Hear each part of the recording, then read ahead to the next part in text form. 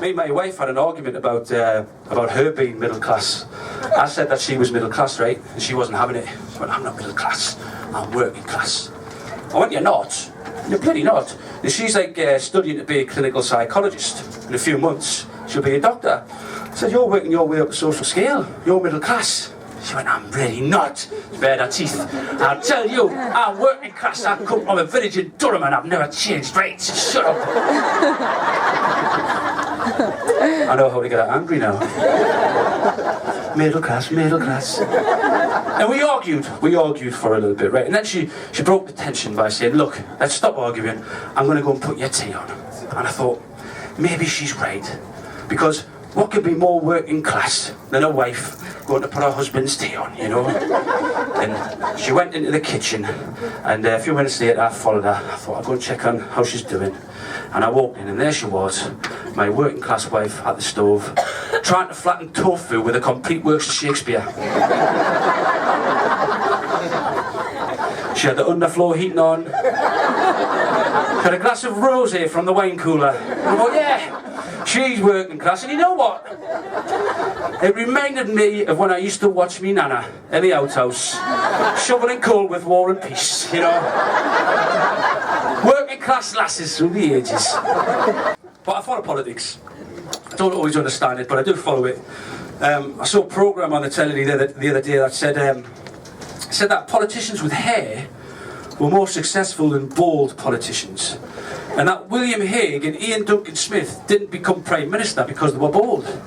Which confused me, because I thought it was because they were a couple of cunts.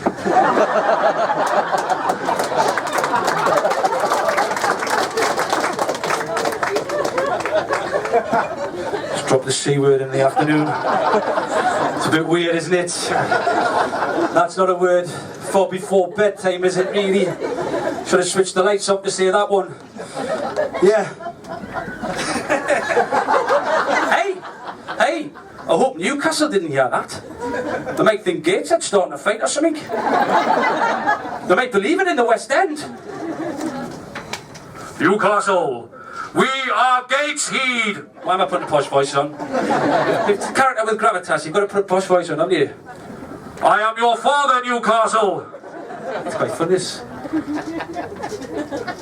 I am Gateshead, and we are ready to fight you. The gate of our heed is ready to fight the newness of your castle. And anyway, your castle isn't even new, it's an old castle. We call you Old Castle. Ah ha ha ha ha ha. Sorry, that was vegetarian humour.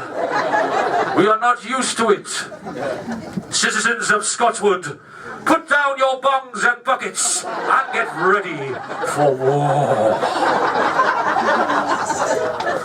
You may have more people, a cathedral and a bigger football stadium, but we have our shiny new buildings, the Sage, the Baltic, and the Angel of the North is on its way, although it may be some time.